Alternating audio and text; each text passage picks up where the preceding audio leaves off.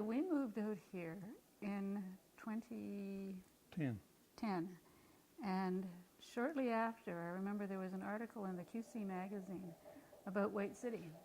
And in the picture, the White City sign was above flowers and a cross. And I remember writing a letter to the editor at that point saying, isn't that interesting that your story about White City features the fact that somebody has just died out here on the highway and no one thinks this is important. And it wasn't mentioned in the article. And that, I think, was sort of where I started getting involved and saying, no, this is just not acceptable. Several years ago, we got involved with a group over at the Greenall High School that was trying to organize a petition to petition the government to do something about the fatalities out on the highway. In particular, what they were looking for was a reduced speed limit while we waited for the overpasses to be built, and traffic signals at a location of the government's choice. And from there, it just developed naturally into a lobbying effort to get the government to do something.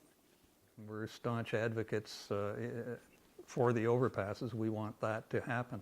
But when we got involved, it was because the overpasses were off in the future. And we said, in the meantime, you've got to do something on a temporary basis to try to alleviate the problems that we've got here.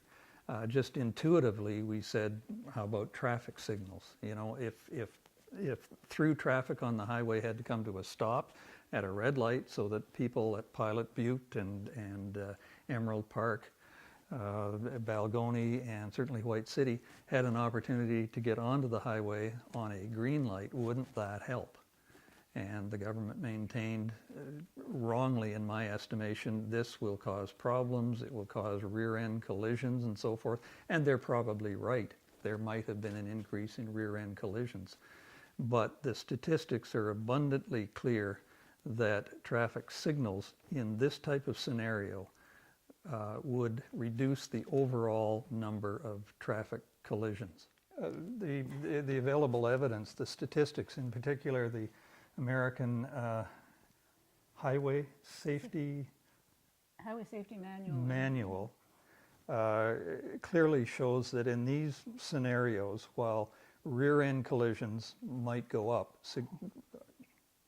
in part, left turn collisions would go down significantly, and the overall number of collisions would be reduced by 44%. Dealing with politicians is often like banging your head against a brick wall.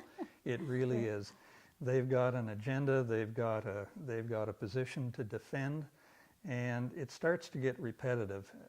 You write letters to them thinking, I'll present some evidence to them, make a cogent, coherent argument. You get back essentially a form letter, which is repeated over and over and over again. If somebody else writes a letter, they get the same form letter back. It's a frustrating endeavor fighting against government. It really is. But look, we're happy warriors, and you know going in that you're going to win some fights with government and you're going to lose some fights with government. And I think we've come away with maybe half of our objective. We got the speed limits reduced while they're working on the overpasses. And I think arguably that's made the situation safer. So what counts is that you fight honorably and you fight hard for what you believe in, and you let the chips fall where they may.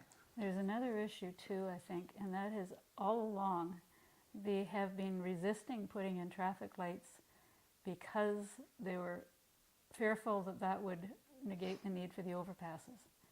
And as recently as